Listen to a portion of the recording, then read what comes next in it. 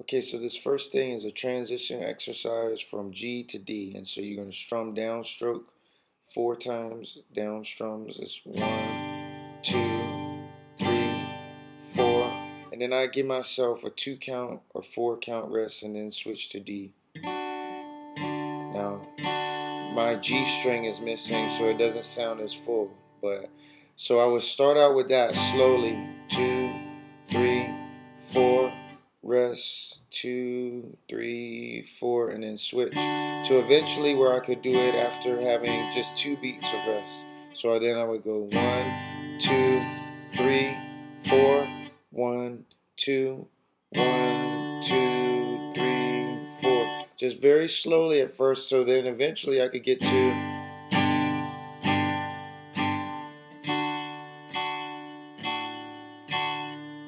and where I'm doing 4 strums each on each chord. Okay, that's just a beginning kind of thing. The other thing that will strengthen your strumming in general is just lay your hand across the strings like this and just strum up and down without making any kind of chordal sound. It's kind of it's a pick rake. And so you sit and you'll do that and you're just raking, and then you can switch to a chord and then rake 1, 2, 3, 4, 5, 6, 7, 8. Like that. And that way it'll strengthen your strumming ability and give you a good foundation for strumming with chords. Alright, and the picking pattern goes as follows. Keeping in mind your thumb is on the 6th, 5th, and 4th strings, and then your index finger, middle finger, and ring finger are on strings 3, 2, and 1 respectively.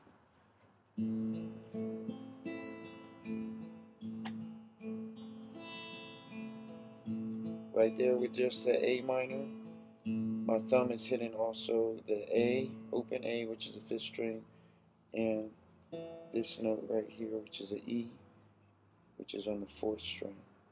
So I go, then switch to E minor, then G. On G, I'm actually skipping the A string and going to strings 4, 3, 2, and 1, which are strings D, G, B, and E. Then on D, when I get to the high E string, I'm hitting it twice to make up, because each one is like an 8 count. So it's 1, 2, 3, 4, 5, 6, 7, 8. 1, 2, 3, 4, 5, 6, 7, 8. 1, 2, 3, 4, 5, 6, 7, 8. 2, 3, 4, 5, 6, 7, 8. Now you can vary it. I keep wanting to go to G before the E minor, but you can do that too.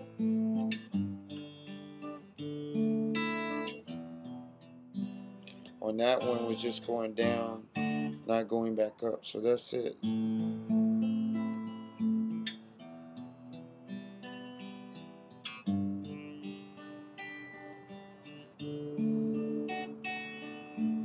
Kind of Hotel California-y, but not really in the same key.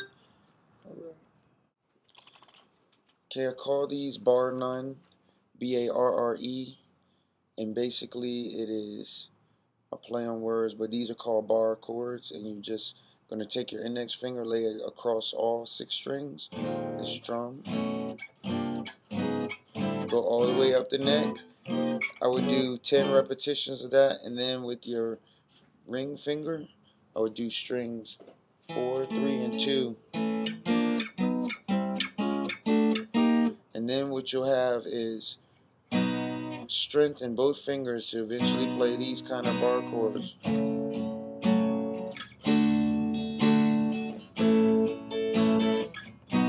And that is pretty much what you're going to play when you play popular music or worship music or anything. Is you're going to generally use these bar chords that have the root note on the 6th string, which will be this, or the root note on the 5th string, which are these. So those are the 2 kinds. We'll get more into bar chords and how they really are broken down later on. But just to get into the habit,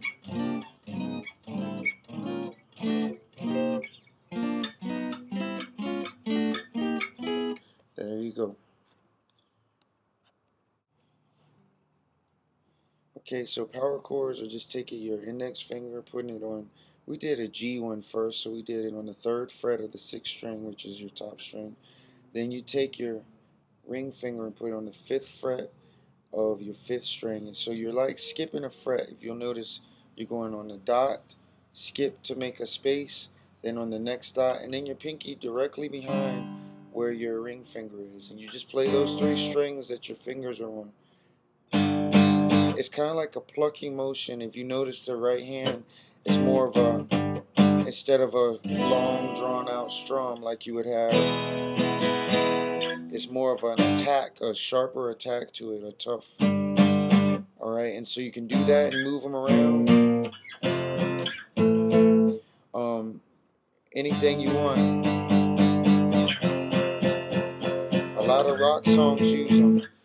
The reason they're called power chords is because this is your G power chord. Here's your G standard 1st position chord. It has all those nice ringing notes in it. Well, power chords are just hard hitting sounds like that. When you go to the 5th string, you do the same fingering. 1st finger here, skip a space or a fret to make a space. And it's the same thing. I'm only striking the 3 that I'm fingering. I'm not striking the first 3 top 3 strings anymore. I'm striking the ones that my fingers are on. So you can go.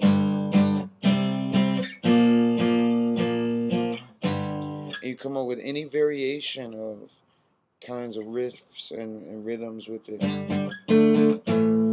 Alright.